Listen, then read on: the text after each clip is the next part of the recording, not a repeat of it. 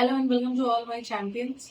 Yes, champions लोग का demand आ रहा था कि मैम एक बार आप समंदर मंथन और वोकैबुलरी बुक के बारे में बता दीजिए, या हम लोगों ने बुक खरीद लिया, एक बार गाइड कर दीजिए कि इस बुक को पढ़ना कैसे। तो सबसे पहले बताने से पहले बुक के बारे में मैं अपने स्टूडेंट्स को थैंक्स बोलना चाहूंगी। सबसे पहले तो many many thank you to all my students कि आपने समंदर मंथन और वोकैबुलरी को इतना अच्छा रिस्पॉन्स दिया है, इतना पसंद किया आप लोगों ने। एंड बिफोर आई स्टार्ट, सबसे पहला क्वेरी कि ये जो बुक है ना, ये बाइलिंगुअल है। ये हमारे हिंदी मीडियम स्टूडेंट्स के लिए भी है, हिंदी में मीनिंग दिया गया है। और दूसरा क्वेश्चन आप लोग का होता है कि मैम क्या ये बुक सिर्फ एसएससी के लिए है या सिर्फ बैंकिंग के लिए है।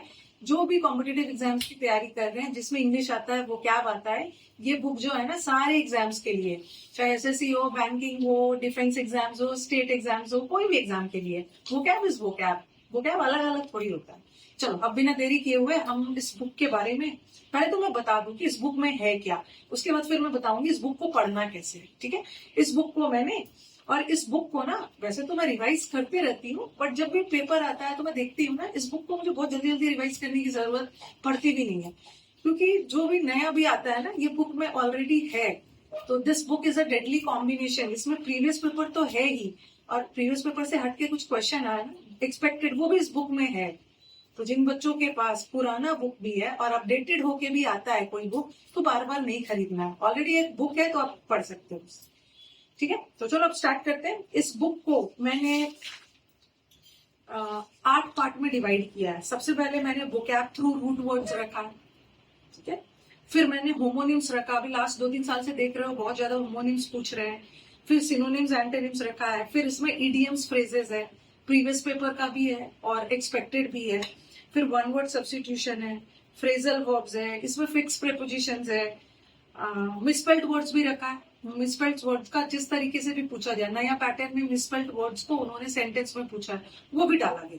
ठीक है, तो इसको मैंने 8 पार्ट में डिवाइड किया हुआ है। इस बुक में क्या क्या है एक बार मैं दिखा देती हूँ, उसके बाद जिन बच्चों ने इस बुक को खरीदा है ना, उनको गाइड करूंगी कि पढ़ना कैसे है। इस बुक के हम पहले टॉपिक से चलते हैं। पहला टॉपिक में मैंने रूट वर्ड्स डाला हुआ है।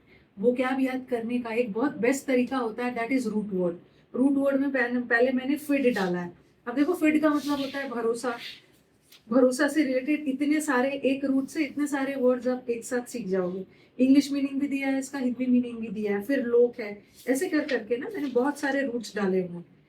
गूगल करोगे तो इतने सारे रूट्स मिलेंगे, बट सारे रूट्स आप याद नहीं कर सकते, ये इतना ज्यादा पॉसिबल नहीं है। तो इस बुक का नाम मैंने समंदर मंथन इसीलिए रखा है। इसमें मंथन कर करके वही वर्ड्स डाला गया है जो आपके एग्जाम्स में आता है। ठीक है, तो इसका कंटेंट एकदम एग्जाम ओरिएंटेड है। तो इसमें जितने भी रूट्स डाले हुए होंगे ना, you will enjoy it. Hindi लिखने की जरूरत नहीं, हिंदी इसका लिखा हुआ। पहले रूट वर्ड है। ठीक है, बहुत सारे सैन, क्री, लिबर, लॉर्ड, बहुत सारे रूट वर्ड्स डाले हुए। रूट वर्ड के बाद होमोनिम्स डाला है। भर भर के होमोनिम्स का क्वेश्चन आ रहा है एग्जाम में। ये होमोनिम्स डाला है। होमोनिम्स के साथ साथ कंफ्यूज वर्ड भी डाला है। देखो, होमोनिम्स में मैंने हिस्टोरिक डाला है। हिस्टोरिक के साथ हिस्टोरिकल, हिस्ट्रियोनिक, तीनों का मतलब बताया है। फिर एक सेंटेंस भी बनाया है। सेंटेंस बनाने से आपके लिए चीजें और भी क्लियर हो जाएंगी। ठीक है, ये सब रूट वर्ड हो गया। रूट वर्ड पढ़ा दिया, होमोनिम्स है। उसके बाद सिनोनिम्स और एंटोनिम्स है। एक एक वर्ड का ना 10-10 सिनोनिम डाला है, और वो सिनोनिम्स जो एग्जाम्स में आता है उसका एंटोनिम्स भी डाला है, हिंदी मतलब भी डाला हुआ है। ठीक है, सिनोनिम्स डालने के बाद फिर इसमें पूरा A to Z वो कैप भी है। ए से स्टार्ट होने वाले तो मैं दिखाती हूँ। ये देखो, ए से जितने भी वर्ड्स है जो एग्जाम्स का फेवरेट है, ये डाला हुआ है। और इसका आंसर भी है, और बाकी 3 ऑप्शंस का भी मीनिंग डाला हुआ है। ऐसा नहीं है कि सिर्फ करेक्ट आंसर ही डाला हुआ है, बाकी 3 का भी मीनिंग वगैरह डाला हुआ है। आपको दिक्कत नहीं होगी, कोई अलग से डिक्शनरी वगैरह लेने की जरूरत नहीं। ए वर्ड है, बी वर्ड है, ये देखो सी है, ये एच है। मतलब ऐसे कर करके ना, हिंदी तो है ही इसमें, तो आपको परेशान नहीं होना है। ऐसे कर करके मैंने जेड तक पूरे वर्ड्स डाले हैं। एग्जामिनर को कहीं से भी पूछने का मन हो प्रीवियस पेपर के अलावा, इस बुक में आपको मिल जाएगा, टेंशन लेने की जरूरत नहीं। देखो, डब्ल्यू आ गया, डब्ल्यू के बाद लास्ट में जेड तक है। ऐसा नहीं है कि ए के बाद सीधा डी पहुंचा दिया, इसे जेड तक पूरा अच्छे से। ठीक है, ये तो ये हो गया। उसके बाद प्रीवियस पेपर भी डाला है। अब तक जितने भी प्रीवियस पेपर में सिनोनिम्स आया है, ये सब डाला हुआ है। अब तक प्रीवियस पेपर में जितना एंटोनिम्स डाला है, आया हुआ है, वो भी डाला हुआ है। तो ये तो बात हो गई सिनोनिम्स एंटोनिम्स की। फिर इसमें इडियम्स है। ठीक है। इडियम्स में भी थीमेटिक है, मैन वाला इडियम्स, ओशन सी वाला, फिर आप आगे आगे जाके देखोगे ना, गुस्सा से रिलेटेड इडियम्स, शांति से रिलेटेड इडियम्स, ओके, पनिशमेंट से रिलेटेड इडियम्स, मतलब थीमेटिक इडियम्स डाला हुआ है। ओके, डेंजर से रिलेटेड इडियम्स, पहले मैंने थीमेटिक डाला है, उसके बाद फिर प्रीवियस पेपर के क्वेश्चंस डाले हैं। प्रीवियस पेपर ऐसे आप देखोगे तो कुल मिला के इम्पोर्टेंट है इसमें सारे सिनोनिम्स। मुझे लग रहा है कि इसमें हाँ अभी रिसेंट जो आया है वो सब भी डाल दिया है।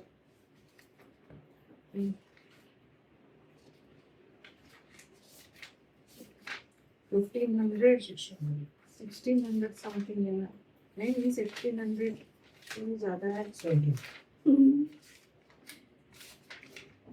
इसमें कुल मिला के ना 1900 है, 1900 भी नहीं है, मतलब मान के चलो इसमें करीब करीब 2000 है, 2000 इडियम्स है, उससे ज्यादा पढ़ने की जरूरत भी नहीं हो जाए। फिर वन वर्ड सब्स्टिट्यूशन है, जैसे मैंने इडियम का थीमेटिक बनाया है ना, वैसे ही वन वर्ड का भी थीमेटिक बना दिया है। गवर्नमेंट से रिलेटेड है, किलिंग से रिलेटेड है, टाइम पीरियड से रिलेटेड वन वर्ड है, ठीक है, स्टडी से रिलेटेड है, मतलब वैसे ही डाला हुआ है, प्रोफेशन से रिलेटेड है, प्लेसेस से रिलेटेड है, वन वर्ड है। उसके बाद फिर वन वर्ड का प्रीवियस पेपर का क्वेश्चन है, आपको प्रीवियस पेपर के अलग से बुक लेने की जरूरत नहीं है, इसमें लेसन भी डाला हुआ है और प्रीवियस पेपर के क्वेश्चंस भी डाले हुए हैं, तो एक ही बुक में काम हो जाएगा, अलग अलग नहीं करेगा। और उसके बाद फिर आपका फ्रेजल वर्ब्स है, वन वर्ड तो हो गया, उसके बाद आपका फिर फ्रेजल वर्ब्स है, और फ्रेजल वर्ब को भी मैंने टॉपिक वाइज डाला है। हर जैसे बेयर है, बेयर से रिलेटेड सारे फ्रेजल वर्ब्स और उससे रिलेटेड 10-15 क्वेश्चंस। फिर टेक का है, कॉल का है, कॉल का सारा, कॉल से जो जो फ्रेजल वर्ब जो एग्जाम्स में आता है, उसके बाद उससे रिलेटेड सारे क्वेश्चंस। ऐसे कर करके ना मैंने फ्रेजल वर्ब टॉपिक वाइज भी डाला है और प्रैक्टिस के लिए क्वेश्चंस भी डाला है, और फिर मैंने फ्रेजल वर्ब को मिक्स कर दिया है, वो फ्रेजल वर्ब जो एग्जाम्स में बार बार आया है, ठीक है, वो फ्रेजल, ये सब वो फ्रेजल वर्ब्स है। तो करीब करीब मैंने कुल मिला के 375 फ्रेजल वर्ब्स डाला हुआ है टॉपिक वाइज के अलावा। और उसके बाद फिक्स प्रेपोजिशंस है, फिक्स प्रेपोजिशंस में भी इतना फिक्स प्रेपोजिशंस पढ़ लोगे ना, फिर आपको एक्स्ट्रा पढ़ने की जरूरत नहीं है। ये देखो आंसर भी मैंने ना लास्ट में नहीं डाला, बीच बीच में डाल दिया कि आपको लास्ट तक पेज पर लिखने की जरूरत नहीं है। कुल मिला के आई थिंक मैंने इसमें 763 फ्रेजल वर्ब्स है इसमें, फिक्स प्रेपोजिशंस, ठीक है। और लास्ट में स्पेलिंग एरर्स है। अब बुक खरीदे उनको पता है स्पेलिंग एरर्स का 2-3 पैटर्न में डाला है, सेंटेंस फॉर्म में भी। तो ये तो बुक में क्या क्या है। अब चलो सबसे इंपॉर्टेंट क्वेश्चन कि मैम इस बुक को पढ़ा कैसे जाए, खरीद तो लिया, एक बार बता दीजिए पढ़ा कैसे जाए। सीधा प्रैक्टिस क्वेश्चंस पे मत जाइएगा, ठीक है, पहले आप लेसन पढ़िए। आप ऐसा करो, एक टारगेट बना लो, ठीक है, डे 1, डे 2, डे 3 ऐसे कॉपी में लिख के टारगेट बना लीजिए। एक ही बार ना मत सोचिए कि आज ही मैं 50 पूरा वर्ड रट डालूंगा, ये पॉसिबल नहीं होता है। शुरू के 2-3 दिन जोश रहेगा, उसके बाद खत्म हो जाएगा। आप क्या करो, पहले रूट वर्ड उठाओ, ठीक है, पहले रूट वर्ड उठाइए, और रूट वर्ड में आप 10 भी नहीं 5 रूट ले लीजिए, क्योंकि 5 रूट से बहुत सारे वर्ड्स बनेंगे। पहला 5 रूट वर्ड ले लीजिए, होमोनिम्स में पहला 5 ले लीजिए, या होमोनिम्स में पहला 10 ले लीजिए। फिर इसके बाद सिनोनिम्स एंटोनिम्स है, वो पहला 5 ले लीजिए। मतलब तीनों से मैंने आपको बताया है ना कि इस बुक में पहले मैंने रूट रखा है, होमोनिम्स रखा है, उसके बाद फिर मैंने इसमें सिनोनिम्स और एंटोनिम्स रखा हुआ है। तो आप क्या करना, हर दिन 5 रूट, 5 होमोनिम्स और 5 सिनोनिम्स एंटोनिम्स, इसको अच्छे से याद करना, ठीक है, डे 1 में याद करना। और फिर नेक्स्ट डे अगला 5 रूट, अगला 5 या 10 होमोनिम्स, फिर अगला 5 सिनोनिम्स एंटोनिम्स। लेकिन अगला दिन नया करने से पहले पुराना वाला को एक बार रिवाइज जरूर कर लेना, नहीं तो ऐसे लगेगा ना कि अरे मेरा तो होते जा रहा कंप्लीट हो गया। वो क्या वैसी चीज है जिसको बार बार भूलते हो, आप ही नहीं सारे स्टूडेंट्स बार बार भूलते हैं, बट इसको बार बार रिविजन भी चाहिए। तो दूसरा करने से पहले पहले वाले दिन का रिविजन जरूर कर लेना। अगर आपने रिविजन नहीं किया तब दूसरा स्टार्ट ही मत करना, ठीक है। ऐसे कर करके ना पहले आप इसको आराम से कंप्लीट करिए, क्योंकि सेंटेंस भी बना बना के इसमें दिया हुआ है, आपको दिक्कत नहीं होने वाली है, ठीक है। पहले आप उसको कर लेना, और जब ये पूरा हो जाए, जब आपका पूरा रूट खत्म हो गया, जब आपका पूरा होमोनिम्स खत्म हो गया, पूरा सिनोनिम्स एंटोनिम्स खत्म हो गया, तब आप क्या करना, A to Z वाले सीरीज में जाना। और परेशान होने की जरूरत नहीं है, बुक में मैंने उसी सीरीज में डाला ही है। सीधा प्रैक्टिस पेपर पर मत जाना, नहीं तो दिक्कत होने लगेगी। पहले पूरा पढ़ लो, पहले A to Z अच्छे से प्रैक्टिस कर लीजिए। जब आपका इधर सिलेबस खत्म हो गया, जैसे जैसे मैंने बताया, उसके बाद प्रैक्टिस के लिए A to Z वाले पे जाना, वो कैप पे।